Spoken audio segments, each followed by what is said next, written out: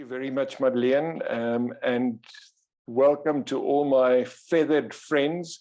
And I think I want to call it feathered friends because we also have, I believe tonight, quite a few people that are not pigeon fanciers, but that are actually poultry fanciers and avian bird fanciers.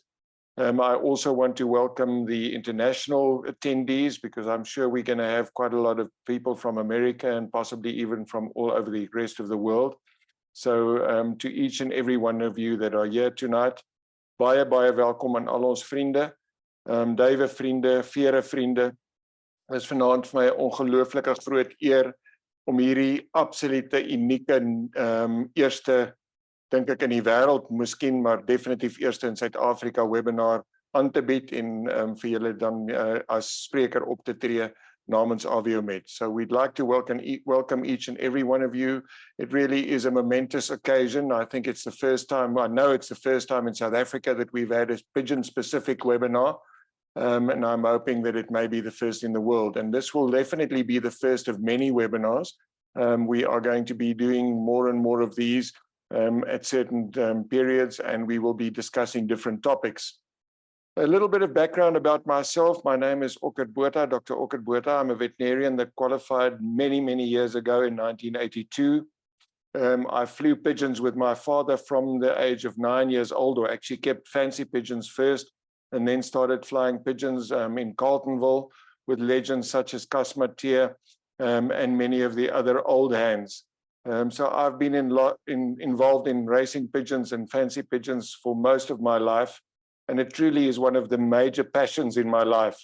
I started the company MedPet in 1988, which was specifically founded for the sake of developing and formulating and bringing to the market specialized pigeon products.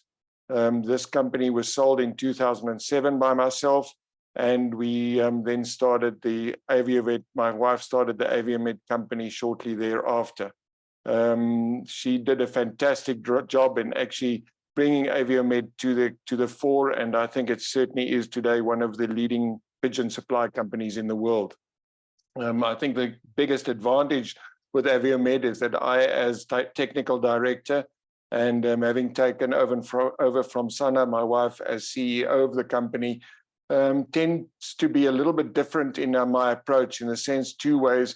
Number one, of actually combining science, in other words, medicine with nature, the natural products, in bringing the optimal health and performance to your pigeons. Over and above that, I am passionate about new science and the accumulation of science and actually incorporating that science within our pigeon products that Aviomed specializes in. So I think if you look at our product range carefully and go to our website, www.aviomed.co.za, you'll find that there are, in many cases, no equivalent products to ours in the world today, even from the leading European supply companies. So I've decided that we discuss tonight, for the first and opening webinar, viral diseases in pigeons and the control thereof. Specifically because it's so critically important for us to understand the vaccination of these diseases and how their diseases actually work when we basically, before we start the racing season. And we will then, in other words, go through these viral diseases. I've said the welcome, and again, a hearty welcome from Aviomed. I hope that you'll all enjoy this webinar and that it'll be something that you'll learn a lot from. So this is what we call it, the Incredible Aviomed Pigeon Disease Webinar. And as I said, we'll be doing quite a lot of them in future. So our program, just very briefly, we'll look at viral diseases, and I'm going to look at the general principle of viral diseases. So ek gaan kyk na die algemene prinsipe van virus siektes. Maybe I should just also say that because we've got quite a few of the international attendees, we are going to be doing this webinar primarily in English. Die manne wat op die groep is, daar is 800 van julle op die groep, en ek kan vir julle verseker, as daar enige vrae is môre of so, wat julle nie verstaan het nie, dan sal ons dit ook op die groep antwoord. So we're going to do this primarily in English. We'll do the viral diseases, general principles, specific pigeon specific viruses of pigeons will be discussed, the treatment of pigeon viral diseases, what the vaccination status of viral diseases, paramyxoviruses in South Africa, what the new directive is by SAMPO in 2023, specifically because of the shortage of virus vaccines in South Africa.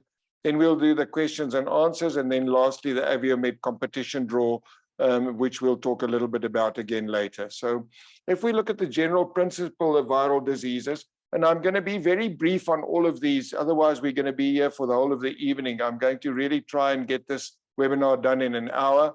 It's a heck of a lot of information that we're going to be sharing with you guys. So I'm hoping that we'll be able to get through it, and I may just rush through some of the points. So very importantly, those are what we're going to be discussing. And if we then look at the first point, the different variants and different hosts. So I think it's hugely important for us to understand just a basic background about viruses. And I think the onset of COVID and the whole COVID pandemic has helped us as people to understand viral diseases far better than we ever did in the past. And I'm going to refer back to COVID in many instances for you guys to understand the pigeon viral diseases and how it actually doesn't differ that much from the COVID virus or the human virus diseases. So essentially, it's very important to understand that viruses start off as a single source virus. In other words, it has a very specific host, but then it actually adapts itself, and then we get new variants that actually start appearing. So you'll see that in many cases, it may start off as a chicken or a goose virus, and then go to pigs, and from there to humans, and it actually can go into many different species. And specifically, that's what happened with the Newcastle disease.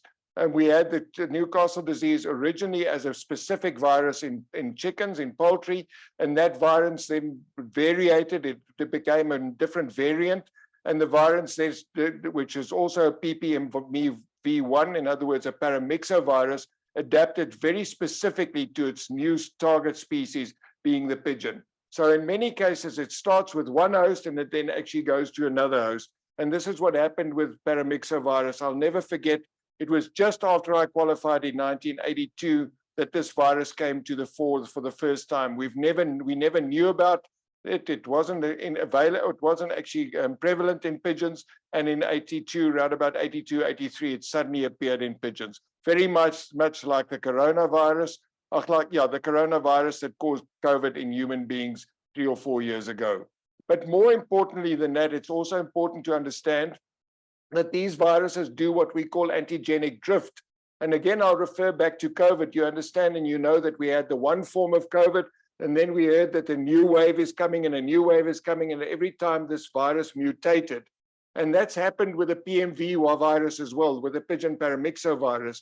And it so happens with many of the pigeon viruses that we'll be discussing tonight. So we call it antigenic drift, and that different strains will then come to the fore. And this is just very exciting or important to see that in between 2010 and 2012, there were 8 different strains of paramyxovirus reported in China. So it just shows how very, very often these things change from a standard virus to a new virus. And we'll be discussing this when we discuss the new Pakistani strain that we found in South Africa 2 or 3 years ago. So what about the transmission of viruses? Basically, the modes of transmission is either direct, so we can either have a direct spread of the virus through direct contact, or otherwise what we call the droplet spread. In other words, when the pigeon sneezes or when it breathes, those droplets actually spread from one pigeon to the other and affects them. Or the indirect source, which can be airborne, in other words, that it's so stable, this virus, that it could actually be carried by dust particles from many different areas and actually infect one pigeon staying in one loft and another pigeon staying 5 or 10 miles away. Vehicle-borne basically is a scenario where we actually have something that actually can be transferred. Virus can be transferred by an indirect route on your clothes or on your hands or even on your vehicle, or when you drive on surfaces or even in the footbaths. So in many different ways, these viruses can then spread when there is actually not 2 pigeons in one room together.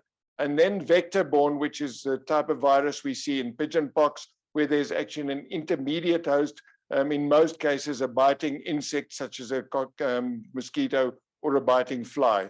And those can be mechanical or biological. So that's just very quickly on the transmission of viruses. Hugely important for us as pigeon fanciers is to understand this concept of morbidity versus mortality. And morbidity, if I talk about morbidity, it means how many pigeons in a specific loft is affected, or how many pigeons in the population of South Africa is affected. We know that the coronavirus, COVID virus, had actually a low morbidity, although it seemed incredibly high to us. But if you look at the total population of the world and the amount of people that got COVID, it actually wasn't a high morbidity.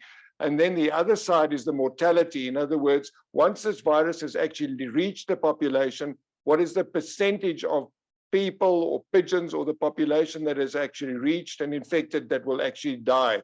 And that's a really important concept to understand the difference between the morbidity and the mortality of these viruses. And I will go through each of the viruses and briefly just highlight that.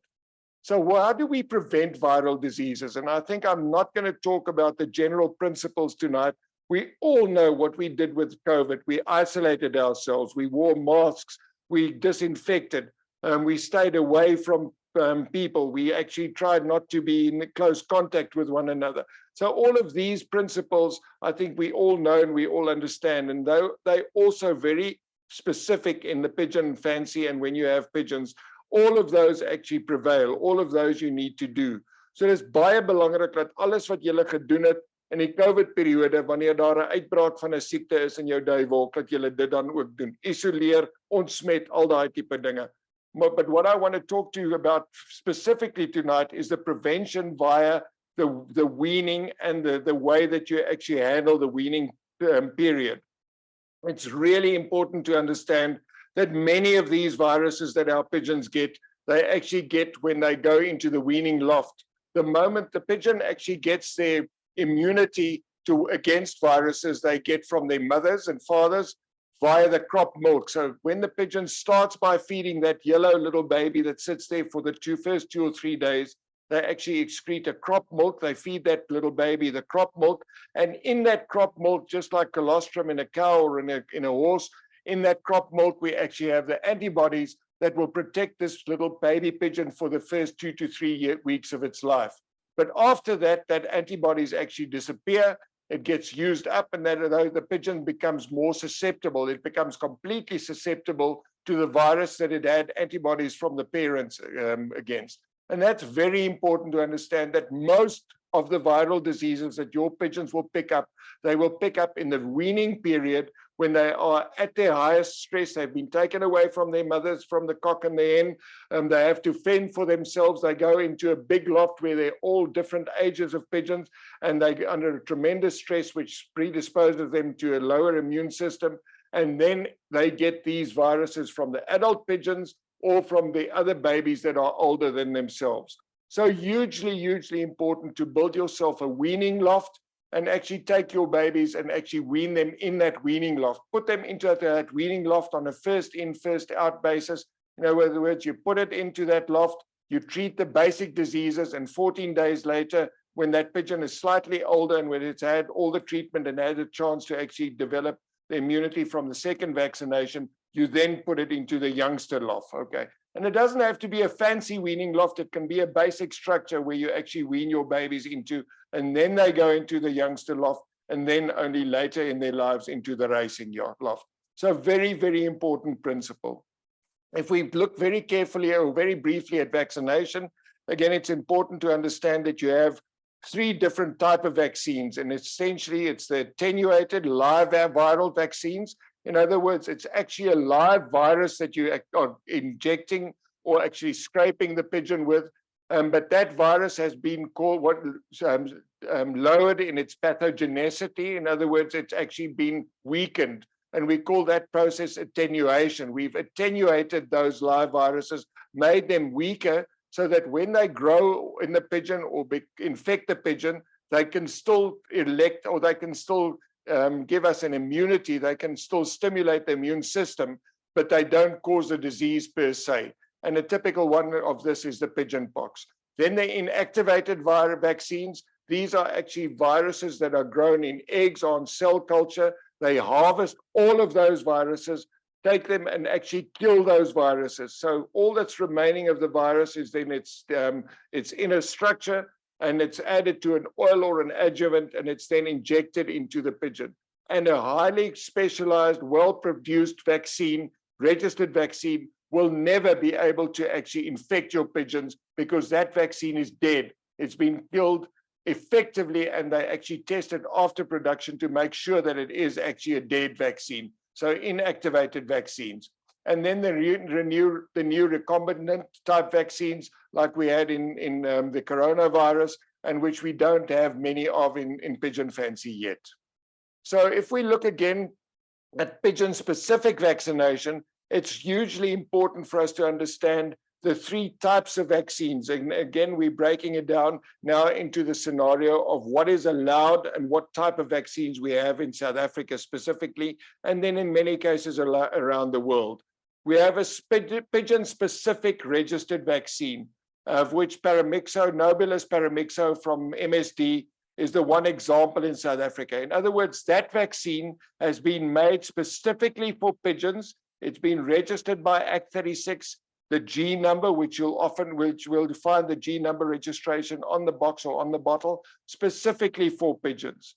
Then we have poultry registered vaccines, which has been made for Newcastle disease, which again is registered, but it's not registered for pigeons. But if you use that vaccine, you get some cross immunity. So there is some sense in actually using that vaccine. And we'll explain that a little bit later. And then non-registered compounded vaccines. And that's very, very important to understand that they're not smuggled or backstreet vaccines that are made or packed in backstreet laboratories or backstreet chemists or in the garage. These are vaccines that are prepared by a very specific compounding pharmacy or a compounding facility, which has a license to do that, which has all of the quality control that we have in registered vaccines. And the state actually gives us the right to, as veterinarians, to have these vaccines compounded. And the reason for doing this, I will explain to you later. So it's important just to understand the difference between these three vaccines. So geregistreerde duiwe-enstof, geregistreerde hoender-enstof, of hierdie saamgestelde compounded duiwe-enstowwe dan. And dan is daar natuurlijk, then we've got the non-registered backstreet compounded vaccines or repacked vaccines, which basically will warn against, and we'll discuss a little bit later again. What is the scenario with antibiotic use in viral diseases? And we know that many medical doctors will say to you, if you've got a common cold, you don't need to and want to use an antibiotic. Pigeons differ, and in many cases, we have to use antibiotics concurrently with the other medication that we're actually using. So immune stimulants, vaccinations, and antibiotics often go hand in hand. Some antibiotics have a specific inhibitory effect on some viruses. In other words, these antibiotics, although they're not truly viral antibiotics, they actually inhibit the growth of that virus. And a very nice example of that is, in some cases, pigeon pox will actually be inhibited by the new azithromycin antibiotic, or rotavirus will be inhibited by neomycin. And we then often use these antibiotics to have an inhibitory effect on these viruses as well. Antibiotics are specifically there also to specifically control and lessen the effect of the secondary bacterial infections, because in most cases in pigeons, when we have a viral disease, some secondary bacteria actually come in, and these bacteria then actually weaken the immune system even further and actually cause further pathology. So in many cases, we need antibiotics. We need it when there's a severe secondary bacterial infection, and we need it to make sure that the immune depletion by the secondary bacterial infections doesn't happen. In other words, essentially what we're saying is, if a pigeon has been infected by a paramyxovirus, for instance, and a heavy E. coli infection comes along as well, then the E. coli will actually alter the immune status and make it less possible or less favorable for that pigeon to fight the paramyxovirus. And I hope that makes some sense. And then also the course of the disease and the virulence of the disease. If it's a simple pox infection that these pigeons have got, they don't go to the wet form, it's not threatening the pigeon's life, we'll stay away from antibiotics and we'll just use the immune stimulants. So essentially, I think that's given you some background of viruses in pigeons. Very, very brief, very concise. I could spend a whole 2, 3, 4 hours talking about this, but I just wanted to give you guys the basic introduction on this. So let's then have a look at the viral disease syndromes. And this is another really important thing for you as pigeon fanciers to understand. So essentially we have viruses, and they're single viruses, and very specifically the circovirus of young bird disease is one of those examples. But often these viruses, when we have a disease syndrome, such as young bird disease, these viruses actually, 2 or 3 viruses actually affect the pigeon to cause the disease syndrome, the young bird disease. So we have these different viruses, and yeah, basically, I've just looked at specifically the young bird disease, the rotavirus and circovirus together, rotavirus and the bacterium Streptococcus bovis, and then the pigeon paramyxovirus and other viruses. And I've just coined a few names basically. So we call it young bird disease, YBD, rotacircovirus, RCD, rotastrep disease, RSD, and circomyxovirus disease, CMD. Those are just names that I want to give this, as I did with ornithoplasmosis when the new disease of the combination of ornithosis and mycoplasmosis came to the fore. So I just want to start then with the viral disease syndrome, YBD. And you'll see that as with many of these things, when there's a disease that has many different causes and many different ways of presenting itself, we often get many different names. And YBD is then called by many names. It's called young bird disease, young bird sickness, pigeon disease, pigeon sickness, or then young pigeon disease syndrome. All of these, when you read in the literature, when you read, it's all different names that different countries and different regions give to one disease, which we in South Africa refer to mostly as young bird disease. And then we know that currently circovirus, adenovirus, and herpes virus all play a role in this disease called young bird disease. But however, we now also know that the rotavirus has been also indicated, also shown to actually play a role. So the new rotavirus is now added to this cause. So now it's circovirus, adenovirus, herpes virus, and even rotavirus. And it's not always all 4 of those viruses that cause young bird disease. It may just be a herpes virus and circovirus, or circovirus and circovirus and rotavirus together. But that disease syndrome is actually a combination of all 4 of these, or some of those 4 of these diseases. Then looking at some of the other combinations of disease syndromes, this is brand new in South Africa. Literally about 3-4 months ago, some pigeons were presented to a veterinary colleague of myself, and it was actually found on further examination by honest report that it was actually a combination of the rotavirus and the circovirus. Rotavirus being a hugely difficult and new disease that we've seen in South Africa, but in these cases, that was actually a combination of the 2. And that's what made this virus so devastating when it actually hit South Africa. The rotavirus and Streptococcus bovis, in other words, the cause of the muscle and wing disease combination, I'm sure we've got in South Africa. We haven't actually proven it, but I do believe that it's a new disease syndrome, rotastrep disease, which we'll be seeing in South Africa. And these specifically present in the following way, and I've got this video just to show you. You'll see that the pigeons look very much like they did when they actually have muscle and wing disease. They can still walk slightly, but they just don't have the power to fly. And in these cases, they actually look specifically like this disease then, okay? We're just gonna try and find the next slide. There we go. They will often, in this case, they will become completely paralyzed, and they will sit there with difficult breathing. The breathing difficulties in many cases, most cases, is not because of a lung infection, but because of the fact that the muscles of the breast muscle and the muscles that they use to breathe become paralyzed. And that's why I'm sure that in these cases, it's actually the circovirus, the young bird disease, combined with the rotavirus, and in many cases, then the streptococcus, the young bird disease virus combined again. If you look at this pigeon, that's the end stage where the pigeon can hardly move, where it's got this labored breathing, and where the water and crop dingus actually runs out of the crop, because the crop is also paralyzed. So horrible, horrible to see pigeons. And we've seen this outbreak in South Africa in many, many lofts. Guys were losing 40, 50, 60 pigeons. Okay, so certainly something to look out for and something we hope that we can control in future then. The next one, the end stage of this in a fancy pigeon, you can see just before the death actually happens, this pigeon hardly breathes. The pigeon just lies there, it can hardly move. And so there's a paralysis along with this whole disease syndrome of the diarrhea and the green diarrhea and all the rest of the disease symptoms that we see. So rotavirus combined with Streptococcus bovis then.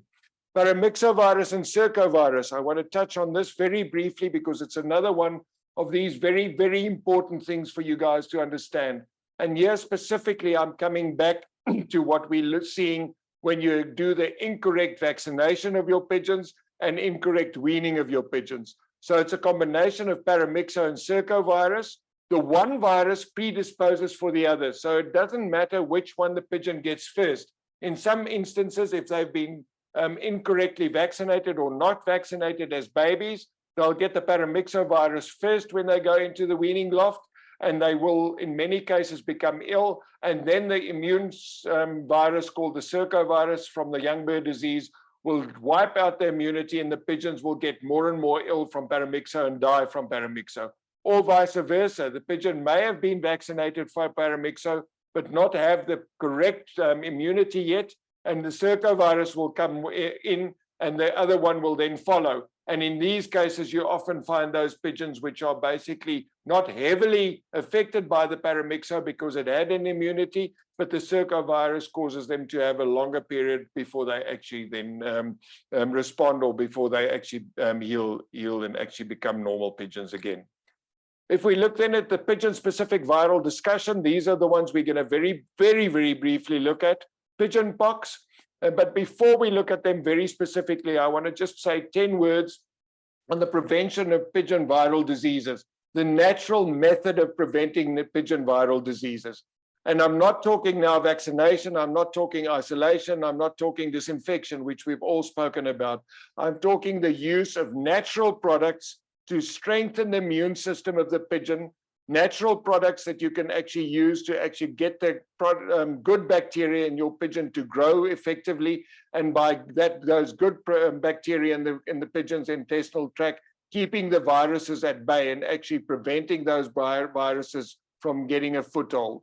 And I don't want to take a lot of time and spend a lot of time explaining to you exactly what AvioEntroimmune is. Suffice it to say that this is an improvement of the original product that I developed for MedPet, the the MedPet Entro Plus. It contains everything that is in Entro Plus, in other words, prebiotics, probiotics, beta-glucan as an immune stimulant, but this is way more than that. It also contains a toxin-binding salt, which will bind mycotoxins, which again causes a reduction of your immune system. It actually has also prebiotics, which actually give the good bacteria a chance to grow. It's got garlic, and then it's got a few, many other active ingredients within this product.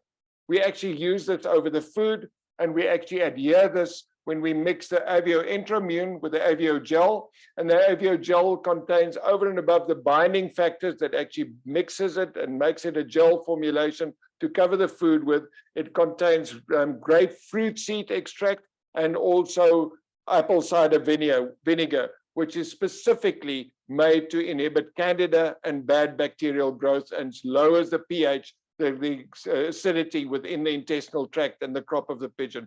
All of these in total actually work together to give you the most incredible immune stimulant preventative combination when pigeons are just normal and they're going through the racing period or the coupling period. So two incredible products that you can use as a prevention, natural prevention of the disease. Okay. So we're going to basically look at the pigeon pox, and we get three types: the skin type, the wet type, or the hybrid, where we actually get both the viruses. Skin type and the skin type is of no concern. In most cases, this will come and it will go. The pox lesion will drop off. And in these cases, we do not need antibiotics. We'll look now at what we can give as an immune stimulant. But this is the dangerous one, the wet form. And normally this wet form actually is also there when you have a circovirus or you have another immune compromised problem in that pigeon. It then goes over into the wet form. However, we do get some of the pox viruses that are very virulent. So again, they drift, the antigenic drift that we spoke about will, in some cases, those viruses will go immediately and cause the wet form. And then in many cases, you have the skin lesions and the wet form. The wet form, you definitely need to treat with antibiotics, and you definitely basically need to treat with immune stimulants, okay? So the pigeon pox transmission, it's direct by pecking, in other words, when they fight in the loft, and then by the vector mosquitoes, midges, and pigeon flies. So mosquitoes, midges, the small little mosquito type insect, and then definitely also the pigeon fly. Morbidity versus mortality, normally a high morbidity, so a lot of pigeons will get it, and low mortality, except when it's primarily the wet form, when in some cases there'll be higher mortality. Prevention is specifically with vaccination, an attenuated live vaccine, such as Medipox, in this case, registered in South Africa, fantastic vaccination that you have to use according to SAMPO, insect control, low stocking density, and then very specifically, Aviomed is an excellent immune stimulant, specifically for pigeon pox. Vaccination is available in South Africa, Medipox, and the antibiotic use, yes, products with azithromycin. So this will be appearing on the market pretty soon as one of my script products, Avio Azithromox, a compounded product specifically for pigeon pox. Then, when we look at herpes virus, and I'm really rushing through this, remember you can go and look at this webinar again. So whatever you don't understand or whatever you haven't caught tonight, I have to go through all of it, and we're really rushing through it, but you can always go back and look at it again. So the herpes virus will give you respiratory symptoms, brain symptoms, or liver symptoms. The brain symptoms are less. We very seldom see the paralysis or the torticollis, the turning of the heads, or the ataxia where they can't stand up straight, which looks a lot like paramyxovirus. So that we don't see often, but we still see a lot of the respiratory symptoms where we get this little third eyelid and the membrane actually becoming enlarged and thickened, and ons praat van die slijmogies of die cherry ogies. So effectively, we've got this thickened membrane, and in many cases, if you see this in your pigeons, it is herpes virus, and often concomitantly, in other words, herpes virus combined with mycoplasma.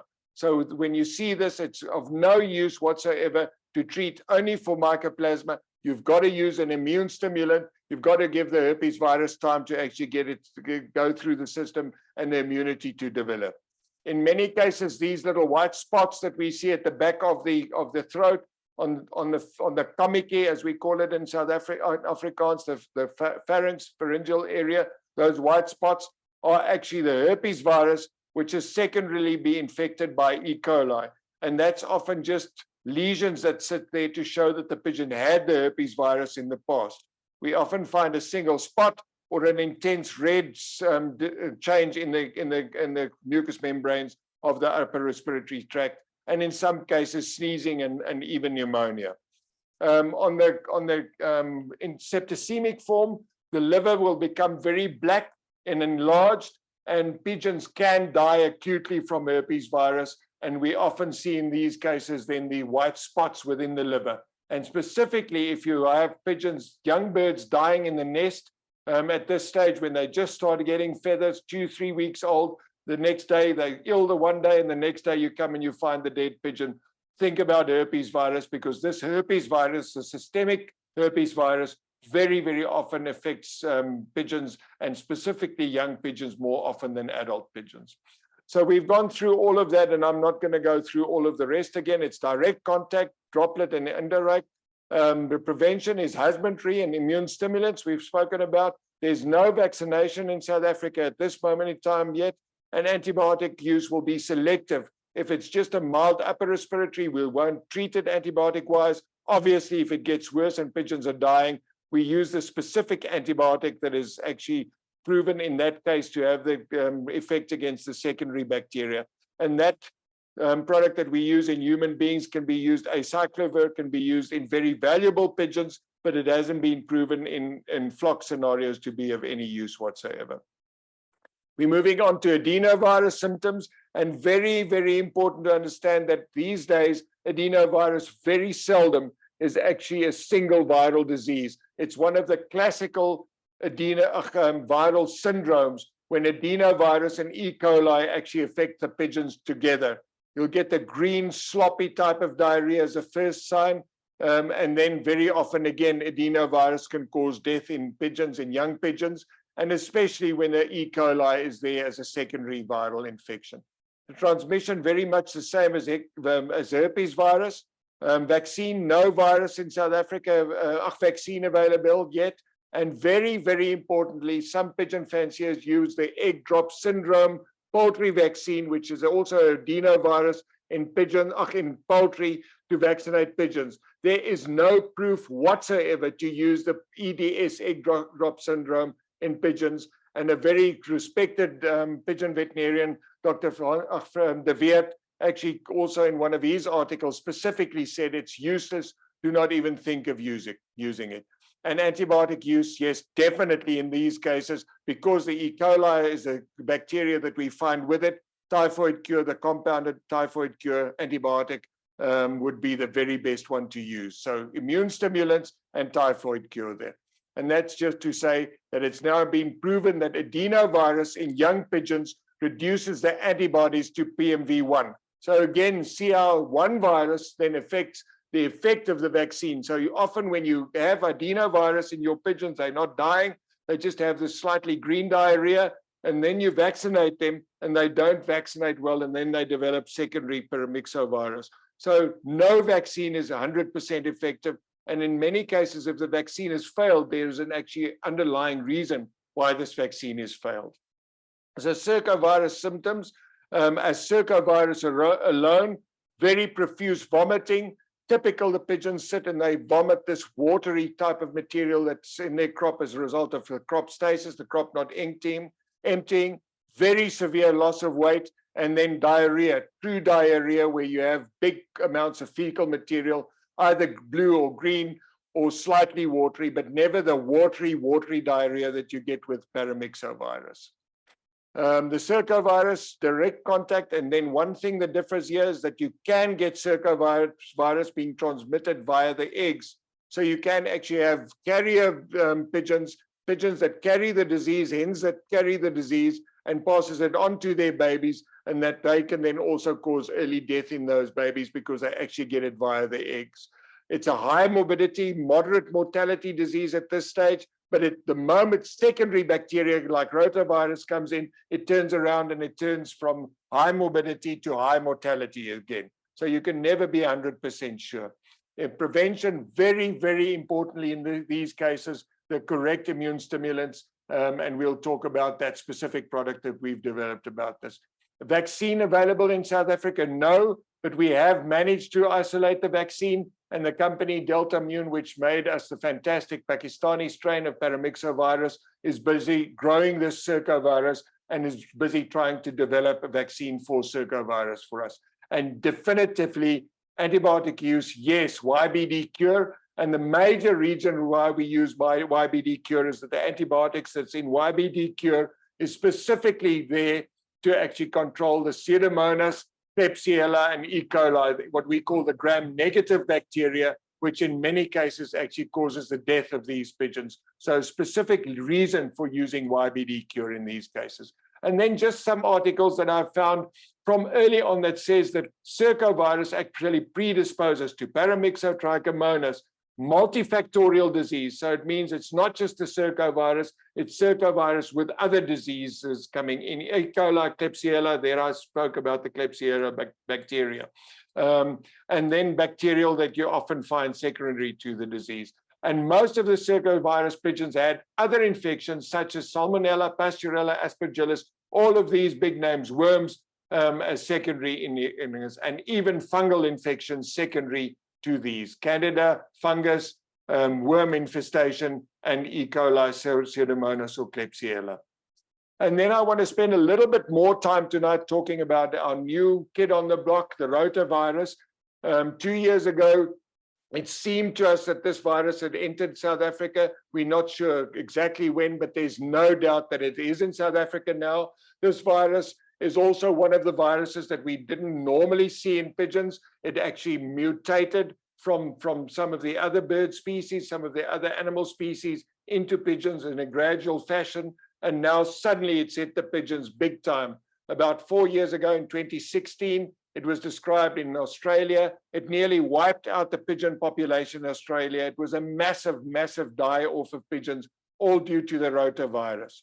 The transmission is direct and indirect, and this one can also transmit via droplets. So if it's not far, big distances, it can actually drift on the wind, on dust particles, and actually transmit directly from the one pigeon to the other via air transmission.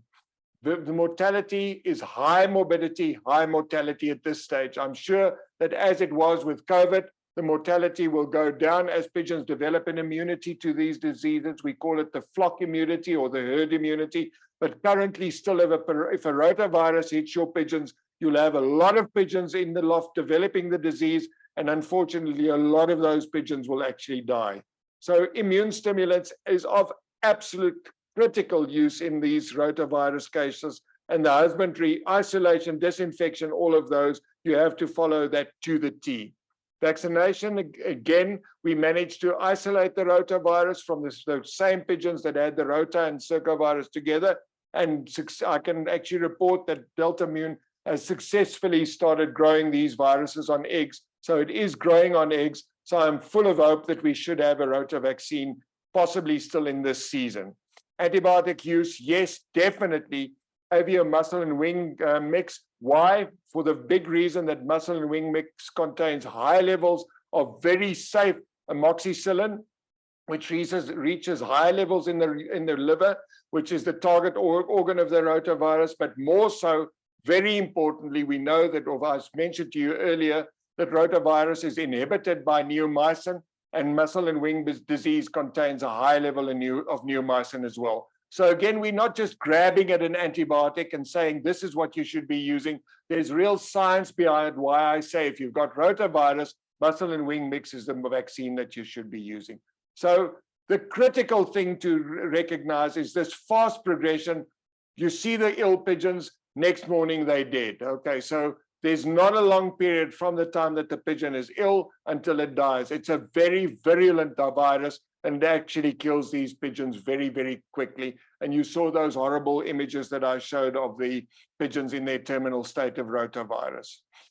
Very specifically, the one massively distinguishing factor, and you must remember this, if you only remember one thing tonight, is when you see this luminescent green, very green diarrhea, you know that the liver has been affected. And if there's high deaths and this green diarrhea, there's a 95% chance that your pigeons are dying from rotavirus. So look at this slide, remember this slide, that green type of diarrhea that you saw, which adenovirus will also cause, but adenovirus seldom causes that acute deaths that we find.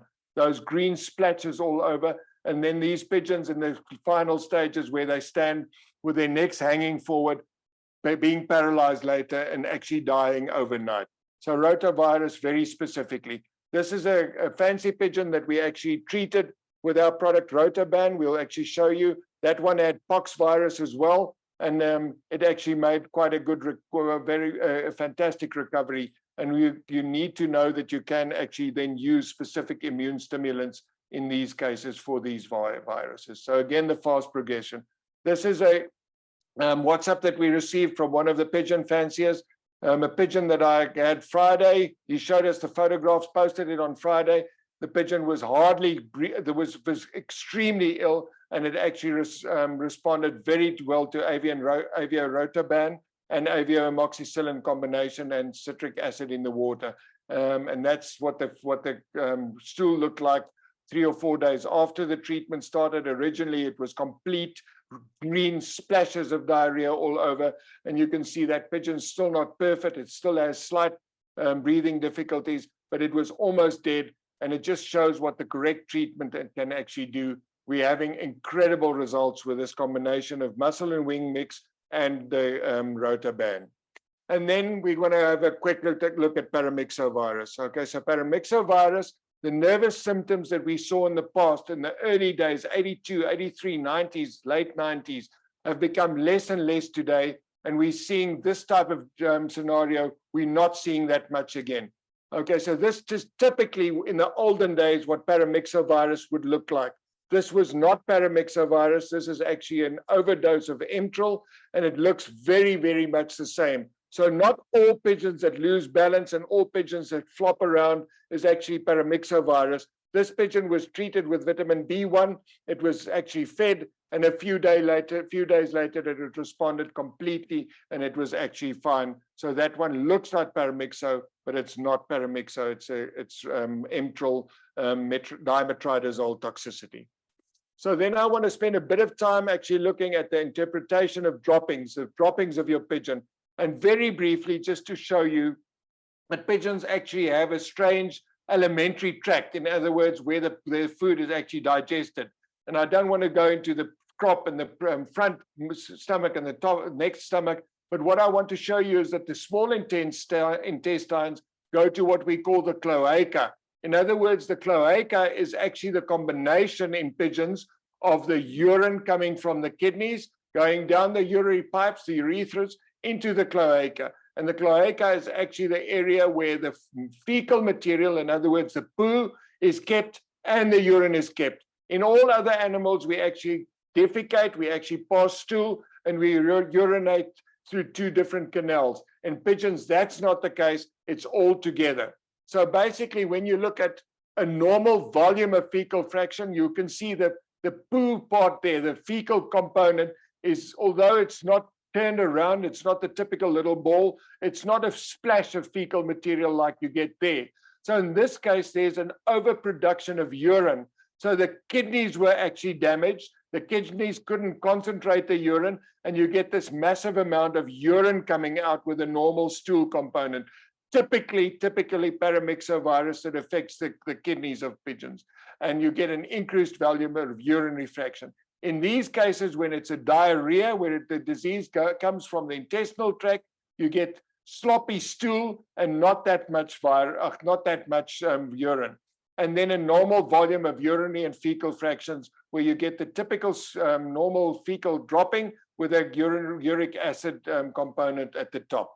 So paramyxovirus droppings will look like this: normal little piece of intestine, normal intestine, lots of water.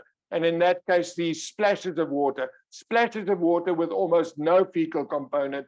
And in this case, most probably a rotavirus paramyxo combination, because you've got the typical green virus part of the intestinal component with a really watery segment as well. So often they can combine, and you can get lots of water and sloppy colored stool. Then you know there's more than one virus actually involved. So paramyxovirus, I'm basically not going to go through each and every one of them again. Basically, what we just want to say, yes, vaccine is available in South Africa, and antibiotic use, we're going to use that selectively when these birds have become critically ill with other diseases or other bacteria actually coming in. If your pigeon gets mild paramyxovirus, you're not going to use antibiotics, okay?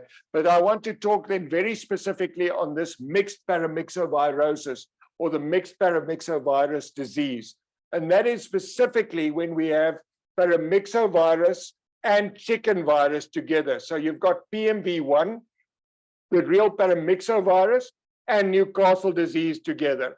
In many of these cases, the disease will be different. You won't have any scenario where you have nervous symptoms. All you'll do is you'll see the polyuria, which we showed previously, this tremendous amount of water in the urine. And the reason for that being that the kidneys have been primarily affected. And these pigeons have not got nervous disease. They just have this polyuria and seldom nervous disease. And these are typically the cases where the pigeons actually don't become critically ill. They develop paramyxovirus. You don't even know about it, or you see it and you think, oh, but it's passed quickly. And the kidneys are irreparably damaged, and those pigeons are lost in the training tosses or the longer races, and they never ever perform. So the take-home message is a pigeon that has had paramyxovirus in a varying degree will always have kidney damage, and you will very, very seldom be able to race that pigeon again effectively. And that's why we so often have these poor seasons where your previous season you're the club champion or the Fed champ. The next year you've got the scenario where you're just out of the clock. You still have 120 pigeons left, but 70, 80 of those pigeons actually had mild paramyxo, kidneys have been damaged, and they cannot perform the way they should perform again. So permanent kidney damage, increased losses early in the season with this mixed paramyxovirus. So typically you find that the kidneys are damaged primarily, and that's what causes this loss of urine, and the sloppy, the very, very watery diarrhea.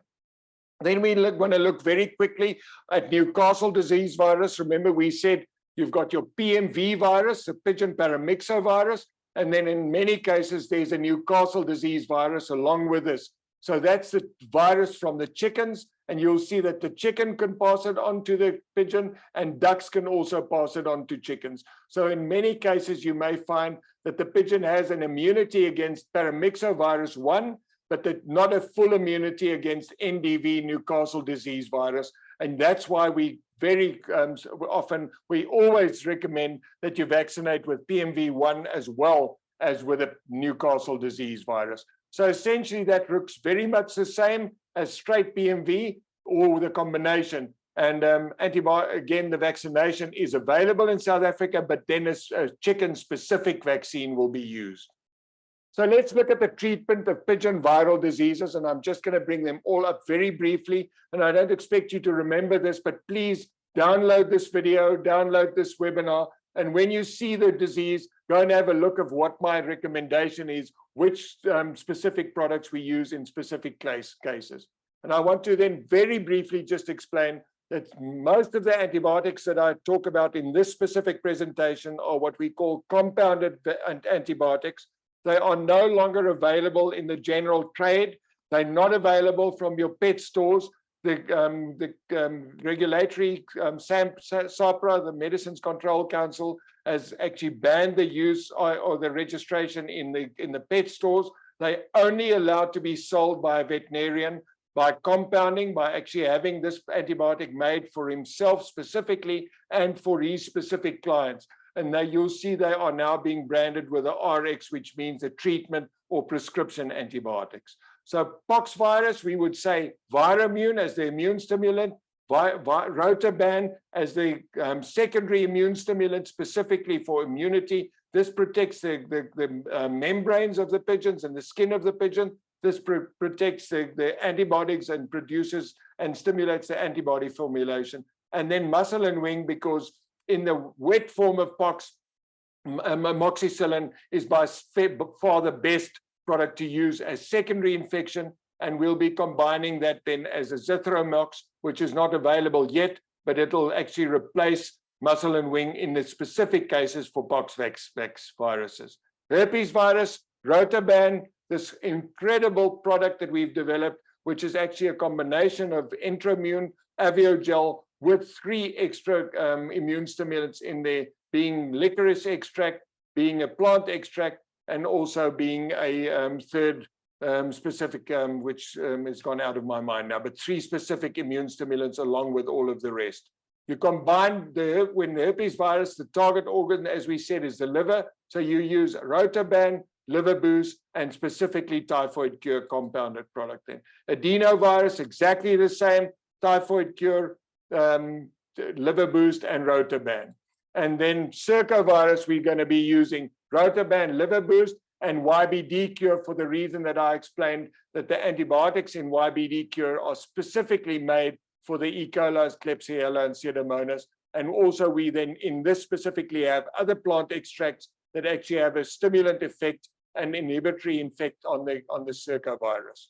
And then rotavirus, we'll be using Rotaban, liver boost, muscle and wing, and that's the virus, the treatment protocol that we've had incredible success in the last 2 months since we've launched the Rotaban and liver boost. And with ND, paramyxo and ND virus, again, we'll use the same type of combination if these viruses, if these pigeons are actually becoming very ill with ND virus. So we're almost at the end of the webinar. I want to actually then just explain very briefly what the scenario is with paramyxo virus vaccination in South Africa. And I please want to urge you guys to listen carefully to this. So basically in South Africa, I explained to you, we have registered pigeon vaccines, registered Newcastle fowl poultry vaccines, and compounded vaccines. And the registered pigeon vaccine, the only registered one, is the Nobilis paramyxo distributed by MedPet for MSD.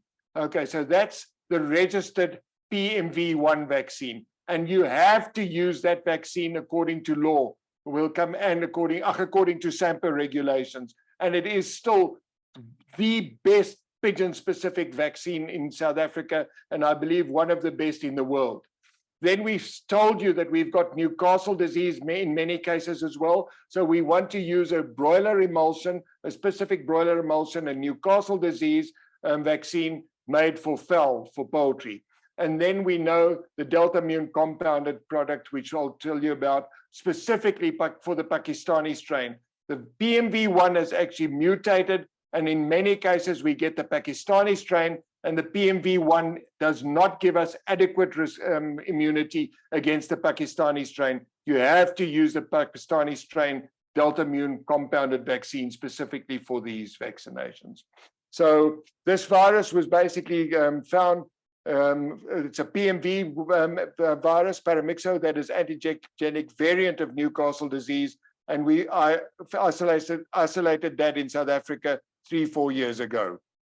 So what do we vaccinate with? A vaccine program. And again, I'm not going to go through this completely. You'll all have attended the webinar, and you can go back to this. But stock birds need to be done, babies early as 14 to 21 days. That's critically important, not to vaccinate all of your babies once they're only 7 or 8 weeks old. You want to give them that early immunity so that the circovirus and other paramyxo viruses can't take hold. And the best vaccine to use in babies would then be Nobilis PMV1. 2 weeks later, the Delta Immune PPMV or ND, which will give you the Pakistani strain vaccine. And then 10 weeks before the race, booster with PMV, and 8 weeks before the race with Aviomed, which we'll explain just now. In race birds, that's the program that you're going to be using in racing birds. Okay, so we've gone again to the available vaccines in South Africa, and I want to then just explain why we as SAMPO had to actually include both the vaccines, because the reason for this is that the Department of Agricultural, Forest and Fisheries, the law, the regulatory authorities made it a law and a rule of law that we have to vaccinate racing pigeons with a specific poultry and poultry vaccination, an ND vaccine. So you have to use an ND vaccine specifically made for fowls and poultry. You cannot transport your pigeons, race your pigeons, if they have not had ND. That's a country law, and that's the reason why you have to use the broiler emulsion ND in your pigeons. It's a law, you have to abide by that law. The SAMPO rules very specifically then says that all pigeons must be vaccinated once annually, so once a year, with a registered Newcastle disease vaccine. And we specifically say the one because that's the only one registered. Nobilis, ND, paramyxo, the Newcastle vaccine, which the state regulates. So that's because the state regulated it, and because we know that the pigeons can also get fowl fowl paramyxo virus. The pigeon paramyxo virus, it has to be again registered, and it's the example there is Nobilis paramyxo, which is the only registered pigeon paramyxo virus vaccine in South Africa. And then pigeon pox, which is also specifically mentioned, Medipox, which is the registered vaccine. And those are the SAMPO rules. So those were the rules until about 6 weeks ago, 4 or 5 weeks ago, when we had a communication from MedPet that unfortunately the paramyxo Nobilis vaccine is in short supply worldwide, and that they were only expecting the vaccine in May. and that would not give us enough time to actually enforce the vaccination of a registered PMV1 vaccine. And unfortunately, shortly there before that, Deltamune also advised that our NDV compounded vaccination had a problem with the one batch, and they had to redo the batch. So this has actually placed a big problem on us. And then that was the reason why SAMPO specifically made a directive that for this season and this season only, all members are required to inoculate the pigeons against pigeon pox, and at a minimum for Newcastle vaccination with a registered Newcastle disease vaccine. And it's only for this season. And then they say that should the PMV1 become available, we strongly recommend that they should be vaccinated before the racing season as well. Okay, so the directive for this year is that you will be allowed to race as long as you've used the ND vaccine, the Newcastle disease vaccine. Okay, so what do we do now? We've then, in other words, got to vaccinate with either this Nobilis ND broiler or Talavac 105 or 102 of the other less commonly available Newcastle disease vaccines for poultry. The problem is that these vaccines are packed in 5,000 doses, 500 milliliter bottles, 0.1 milliliter per pigeon, and it's 5,000 doses. So it's ridiculous to expect each pigeon fancier to buy a bottle of 5,000, and we don't have enough of this in South Africa if every pigeon fancier would need to buy that. So yes, it's all good and well if you're going to be vaccinating as a club or a union. So they all get together on one day, you bring your pigeons and they all vaccinate together. That's a possibility. But 80% of vaccination is still done by people in their own lofts, by people actually vaccinating, 2 or 3 people vaccinating together. So the only feasible solution for this was that we had to repack this ND broiler vaccination. And if I say repack, it's not a backyard abortionist, backyard scenario where it's repacked in a garage. It's done very specifically on compounding. So this repacking has to be done by a compounding pharmacy. It has to be done by a registered compounding pharmacy. They receive the broiler emulsion under sterile conditions, exactly like other vaccinations. That vaccine is then decanted and repacked.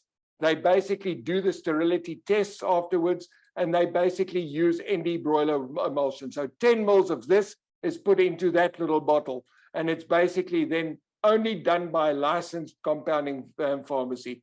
And we basically will call that repacked compounded ND vaccine Aviomed, as we've done in the past. So this is allowed in the sense that we do not have other vaccines, and we have to have the possibility of repacking, as we did 2 years ago when we had the major outbreak in the Cape area. So Aviomed repacked Nobivac broiler emulsion in 10 milliliters, 100 dose vials.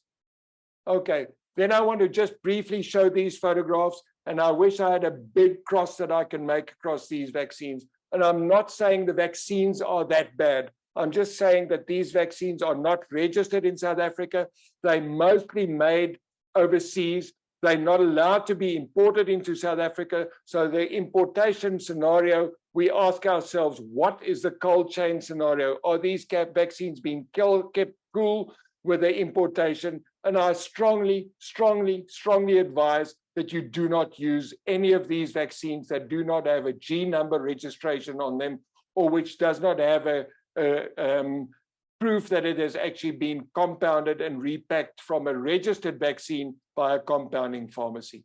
This is the type of scenario that you will find when you inject incorrectly with one of the previous type of vaccines. Sometimes there are contaminants in these vaccines. There are many reasons for this. And even Nobilis, the best vaccine in the world, if you inject it into the muscle, you'll get some swelling and you'll get some scar tissue. But this is severe. This is definitively not just from injecting in the muscle. This is what a pigeon looked like when it was injected with a non-registered imported vaccine. Very good tip. This just basically you want to inject all the paramyxo vaccines under the skin. I prefer under the neck.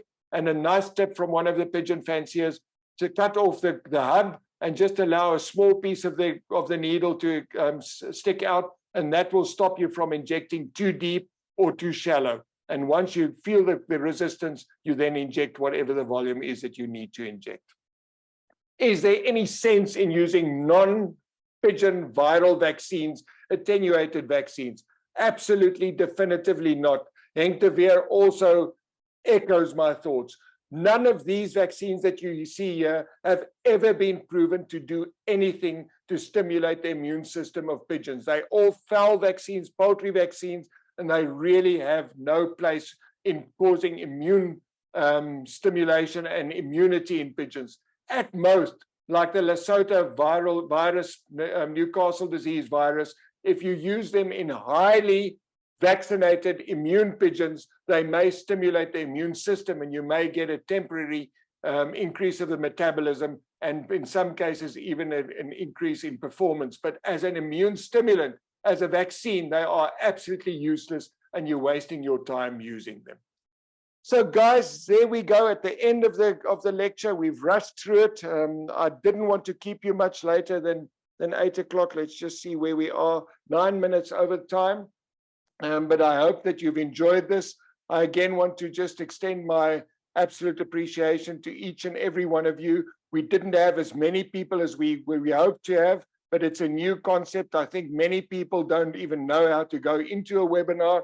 I know that these webinars will grow in numbers exponentially, but I think the very important thing is for you to understand that this webinar, with a full presentation that I've given here, with every single word that I've said here, will be available, and Madeleine will explain to you guys how you're actually going to be able to actually use this and actually get this done, or actually listen to this again and watch it again and again and again.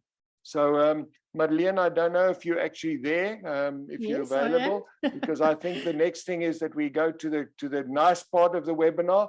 And this is the lucky draw, Madeleine, just to show you also, and everybody that's attending. It's the Aviomed winner holiday competition.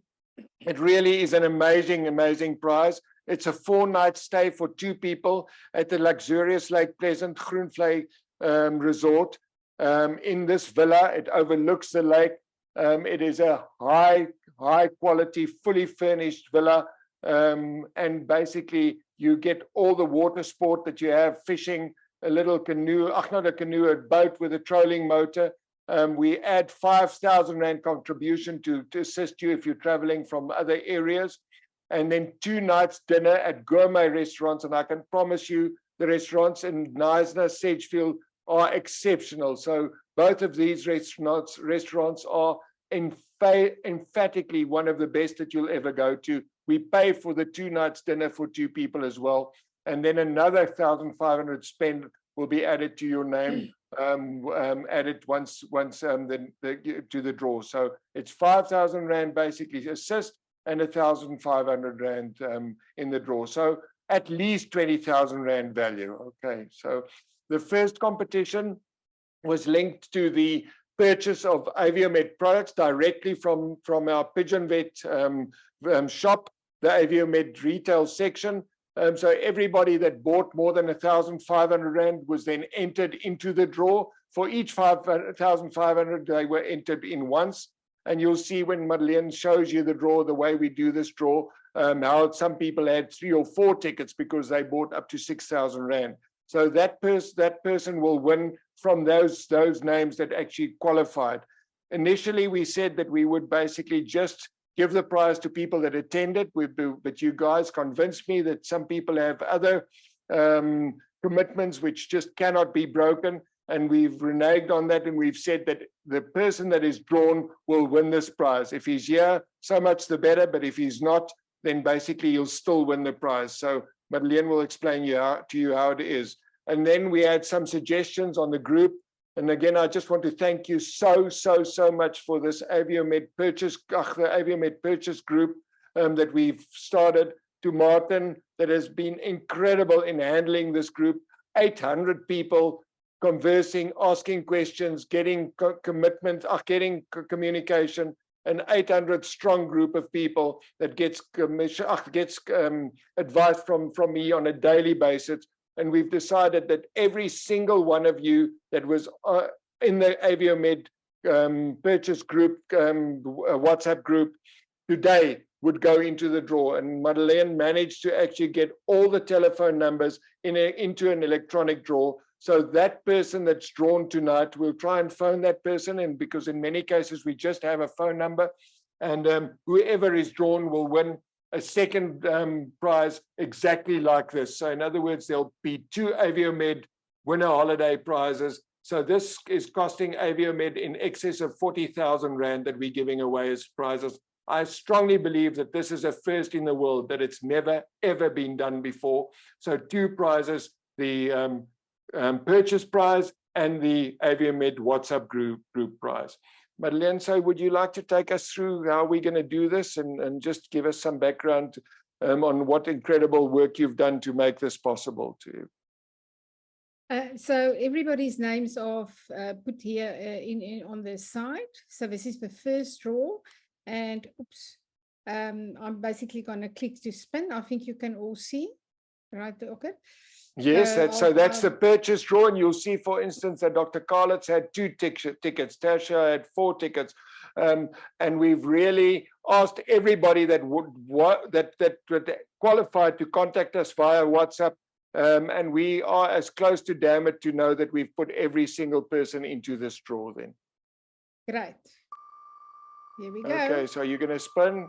We're spinning, and let's see who's going to be the winner. Dr. Karlitz. Dr. Karlitz, well done. I don't know if Dr. Karlitz is actually here. Is Dr. Karlitz here? If you are, just explain how he can put up his hand, Madeleine. I see Kunrad said he will let him know. Okay, he can fantastic. just put his name in the chat, but we've got it. Okay, so well done to Dr. Karlitz, who won the first draw. And I'm so looking forward to hosting you, Dr. Karlitz, you and your spouse. Okay, then the second one, Madeleine.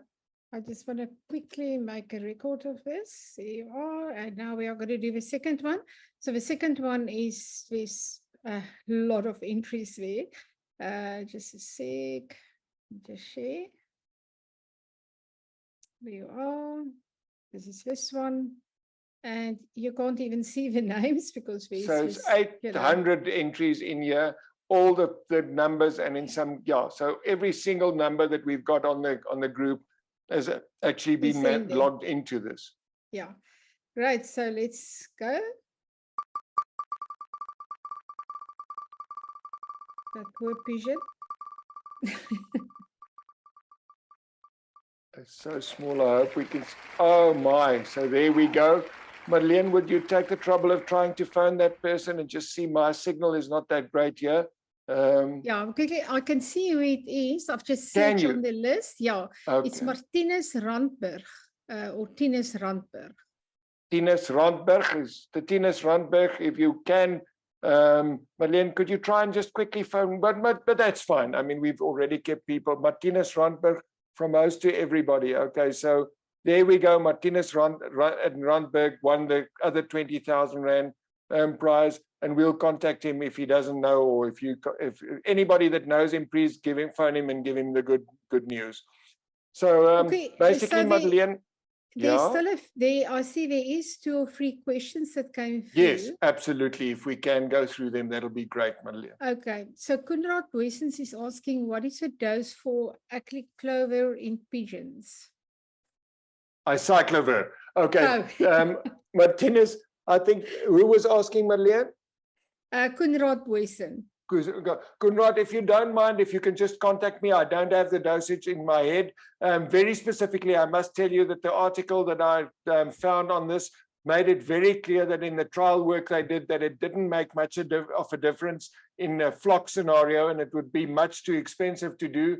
But if you've got a valuable stock pigeon, apparently they have had some success in stock pigeons. So just WhatsApp me. You've got my cell phone number, and I'll send you the reference on that and the dosage on that.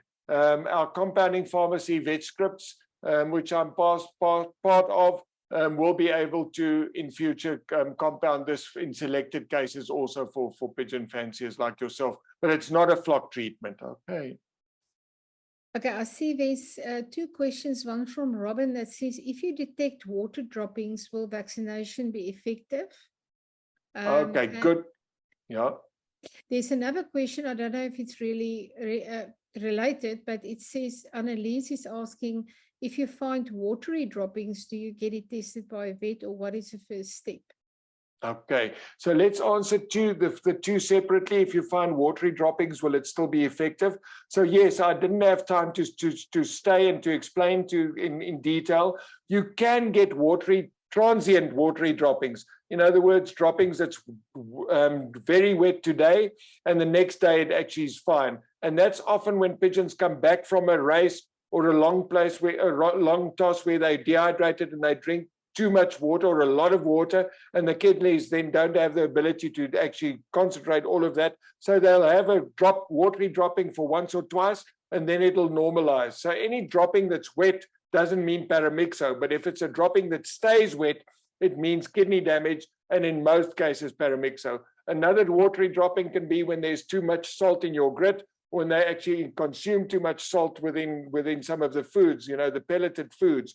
But the question then is, if a pigeon has paramyxovirus and it has watery droppings due to paramyxovirus, is it worth vaccinating? It won't do much to that pigeon, except if it's in a very, very early stage. But you don't know which pigeons are affected and which are not. So if you haven't vaccinated and you find watery droppings, then it's definitely worthwhile vaccinating the whole loft. And very, very, very importantly, if you're vaccinated with Nobulus paramyxo and ND virus, and you still get watery droppings, new pigeons developing watery droppings on a regular basis, that most probably means that those pigeons are getting Pakistani strain. And in those cases, you need to very, very quickly vaccinate with Nobulus, with a Delta Immune autogenous PMV1 Pakistani strain, so the compounded vaccine that we supply from Delta Immune. So I hope that makes sense. Then the next question was watery droppings, and what was it, Marlene? Just remind me. If you find watery droppings, do you get it tested by a vet, or what is the first step? Yes. Okay. So again, you watch that watery droppings. You make a specific note of the pigeon that's had the watering droppings, write down his number, or if you're a genius like Andre Carlson and a true stockman who know each pigeon, you make a mental note of it. And if the watery droppings persist, and specifically if the watery droppings starts becoming more and more pigeons, then it is ideal to actually then vaccinate immediately. And then if you can have a post-mortem done, full post-mortem done, and that's the next webinar we'll be doing to actually explain the difference between a post-mortem, between routine pigeon programs and the testing at a veterinarian for the basic diseases. So if you can have a basic disease analysis done, then it is certainly indicated. But the first thing you want to do, if there's new ones, and you basically get a scenario where it starts getting more and more, you vaccinate with a Pakistani strain, because you then want to give the immunity against the Pakistani strain. Stefan is asking, mense praat van going light disease. What is the doc? Okay, so die vraag is, wat is going light disease? Going light disease is 'n siekte wat ons in die vroeë 50, 60, 70s gehad het, 80, 90s. Ek dink baie going light disease in die verlede was virusse wat ons nie van geweet het nie. Almal het going light disease geassosieer met koksidiose in duwe. Ons weet deesdae is dit bitter selde dat koksidiose duwe sal siek maak of maar maak. Dis gewoonlik as die duwe sirkovirus of ander siektes onderlede het wat die immuunstelsel verminder, wat coccidia dan ook going light kan veroorsaak. Maar tans sal going light in meeste gevalle YBD wees, young bird disease wees, en die duwe word net so maar soos wat ek julle gewys het op daai een foto as gevolg van young bird disease. So in die ou dae het ons dit coccidiose genoem, deesdae weet ons dis vele ander, dis 'n siekte syndroom en jy moet die regte diagnose maak. So Mornay is asking if a preferred vaccines are not available for PMV and ND, can we use breakaway PPMV1 from Dr. Piet van Sail? Okay, Dr. Piet van Zyl is a colleague of myself. I don't know, and a very good friend. I honestly don't know what vaccine it is, what the makeup of that vaccine is.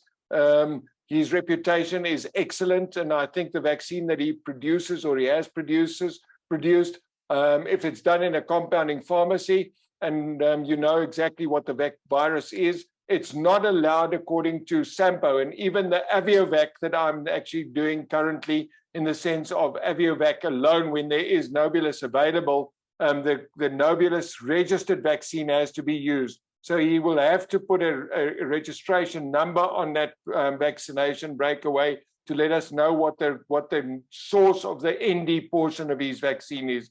So I think I have absolutely nothing against the vaccine, and that's why I did not include it on those photographs. I believe it's a really good vaccine, but we need to ask Dr. van Zyl, ask Piet what the vaccine source is, you know, what is it, a registered vaccine that has been repacked? So nothing against the vaccine, and you certainly, if there's no other vaccinations available, that would be my vaccine of choice then. Okay, so there's two more questions. So one is, as David pokke gehad het, is dit nodig om te end? From David Barron. Okay. Ongelukkig nie. Ja, dit is nodig om te end, want 'n mens moet bewys vir SAMPO dat jy 'n pokke enstof geënt het, dat jy 'n Medipox geënt het. Dis weer eens 'n SAMPO reël. En dit is ongelukkig ook so dat daar in baie gevalle pokke in jou hok uitbreek in aanhalingstekens, en waar daar net 10 of 20% van die duwe pokkies ontwikkel, en die ander duwe is, onthou 'n duif steek nie pokke aan deur asemhaling of direkte kontak nie. Hy moet gebyt word deur 'n muskiet, of hy moet gepik word deur 'n virus, deur 'n ander duif wat die virus dra. So al was daar pokke in jou hok, beteken dit nie al die duwe is geënt en immuun nie. En dan kan daai duwe gewoonlik hier in die tweede, derde, vyfde wetvlug kry hulle die onbeskermde duiwepokke en dra dit in die wetvlugmandjie weer oor. So ja, dis 'n reël, jy moet ent, en dit maak absoluut sin, want dit beteken nie as jy pokke in jou hok gehad het, dat elke duif in die hokkie pokke gekry het. Okay, and then Gerard Greshard Peterson is asking, as 'n duif knopvlek gehad het, kan die duif gesond word en kan die duif gebroei word, of dra dit die virus oor na kuikens? Okay. Bitter goeie vraag, en Salmonella paratyphus is die ander webinar wat ons gaan doen. Hulle gaan nie almal so lank wees soos vanaand nie, so byt vas en asseblief kom na die volgende webinars toe ook. Die knopvlek is in meeste gevalle 'n simptoom van infeksie in die gewrig met Salmonella paratyphus, Salmonella typhimurium wat ons noem paratyphus. Dit is onbeskryflik moeilik om die virus dood te maak in die gewrig.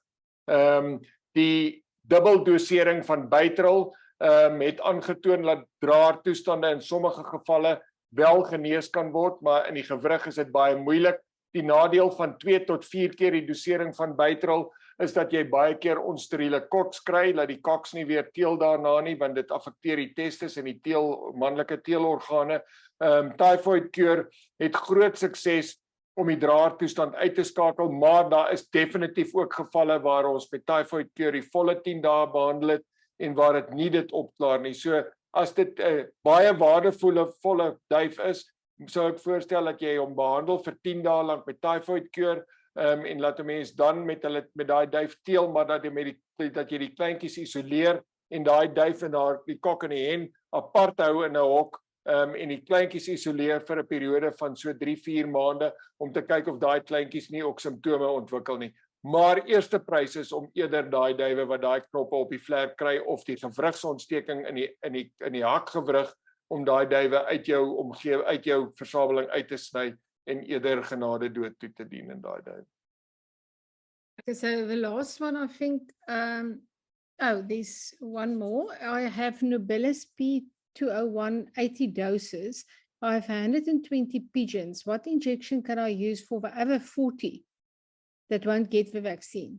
Okay. Unfortunately, currently, the only vaccine that you will be allowed to use according to regulations would be the Nobulus paramyxo, and understand very clearly also that you will need to use Nobulus paramyxo. Every single pigeon fancier in South Africa has to use Nobulus pigeon vaccine ND, the vaccine that I showed you there, for the simple reason that the state actually enforces that rule. And we could actually, the whole pigeon racing sport could be stopped by the state, which almost was done 2.5, 3 years ago. So you'll have to vaccinate those pigeons then with ND, and the ones that you vaccinated with Nobulus PMV1 2 weeks later also need to be done again then with a Nobulus ND or with another registered NDV, Newcastle disease vaccine. Okay. Okay, I think the last question, I hope you've got a lot of wisdom, Dr. Botha, to answer this. Why do pigeon fanciers sell vaccines that not registered in South Africa? Jacques is asking that. Jacques van der Why do pigeon fanciers do what, Marlene? I'm sorry? Sell vaccines that's not registered in South Africa. Why do they sell it? Sell what? Vaccines. Vaccines. Oh, that's not registered. Registered. Yeah. Why do pigeon fanciers sell the vaccines? Yes. Yes. Okay. Well, I think I must put my political hat on here and my cautious hat. I have absolutely no idea. Okay. Dr. Botha, I think that is the last of the questions. Thank you so much for your time and a very clear and understandable webinar. Thanks so much. I see Tertia has just raised her hand one more time. I'm sorry, if we can just see if there was something there, Madeleine. You see that? Tertia, are you still there? If you want to ask one last question. Yeah, if she raised her hand, it means that she wants to speak. I don't know if she wants to speak. I can make her live, but Tertia, we'll try and make you live quickly. We haven't had anybody brave enough to speak, so maybe if Tertia wants to speak. Okay, there's two other questions. I'm quickly going to ask it, Dr. Botha. When will Delta Immune be available? Okay, yes. Okay, the virus has started regrowing.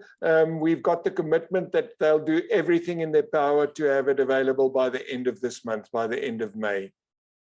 And then Rob Poley is asking, in your article on combined rotavirus and circovirus, you mentioned that the use of ivermectin needs to be further investigated.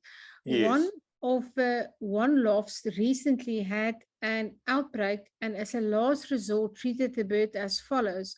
Day 1, inject 0.2 milligram ivermectin. Day 2, 1 milliliter per liter in drinking water. Day 3, 2 drops on the back of the neck. And day 4, inject 0.0 milliliter with 100% success rate.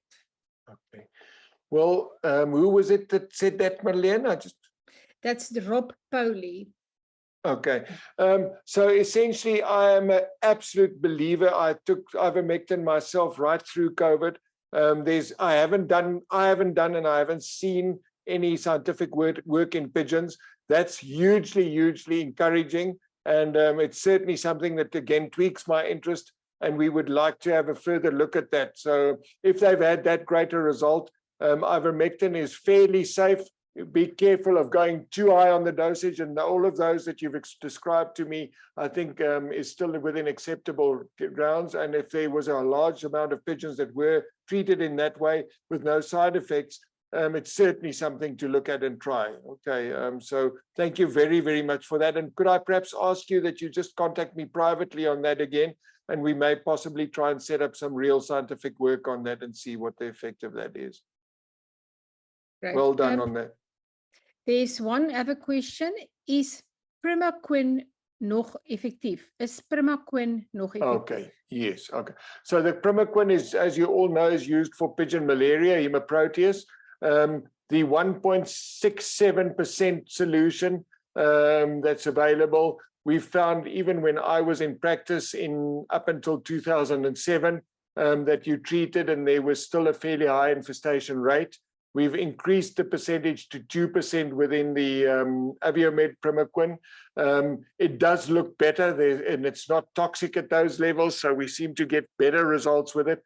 But we are starting to see more and more resistance, and we are working very hard at looking what we can do to actually improve the efficacy of Primaquin, or actually use some of the others like Nivaquin and the newer generation malaria medicines for humans. So it's not universally effective, but we also have to understand that malaria, pigeon malaria, is not a pathogenic disease. In other words, it's not a disease that will ever cause death in pigeons, except if they're severely immune compromised. The chicken malaria is a different thing that will kill pigeons, and quite severely so. So if you reduce the amount of organisms within the red cells, you often get the beneficial effect of the disease. But we are hard at looking at getting more modern and more effective treatments for hemiproteus, for pigeon malaria, as well as crop canker. And the crop canker one, we'd quite a way down the road in getting a new breakthrough type of combination treatment for trichomonas. So yes, I think it is effective still, but it's not a case of 100%, definitely not. Even the Aviomed one, which is a higher concentration. Okay, there is one more question. That is, can PMV1 negatively influence racing ability and vitality? Definitively no. My advice has always been, since the early days when we just used ND, and not even the highly specialized vaccines like Nobilis or Columbovac, that you just don't do any tossing for 3 days after you've injected, but even open loft around the loft, they can carry on flying. And I've never, ever had any conclusive justification or evidence that the PMV registered vaccine and a well-produced vaccine has any side effects whatsoever. Actually, it does seem as though it does have almost the same effect of an immune stimulant, which in some cases may give you a slight enhancement in performance. Right. I see Romeo Kratz has got his hand raised. I will allow him to talk if he wants to. And I think we've covered all the questions. I see there are questions about when will the next webinar be. Yes, I don't know, exactly. Dr. Botha, you've got a very hectic schedule, but Yeah. I believe in about a month's time, but we will include everyone on the invite. Definitely again, yeah. Okay. Is Romeo still there? Or are we closing down? He is in the room. I'm asking him to unmute. If he wants to talk, he can do, but he has to unmute from his side. No, I think he's probably all done. Yeah, all Madeleine, done. Thank you so much. I just want to then take a very 2 seconds to thank you and the companies called VetLink.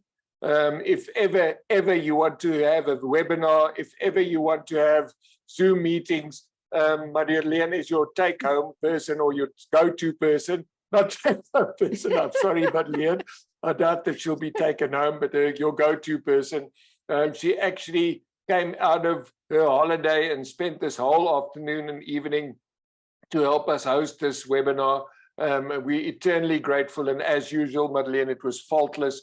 At the last hour, she managed to pull the hat out of the bunny out of the hat and give us this faultless competition. So Madeleine, VetLink, thank you very much. To Prosper, who also stayed here after hours.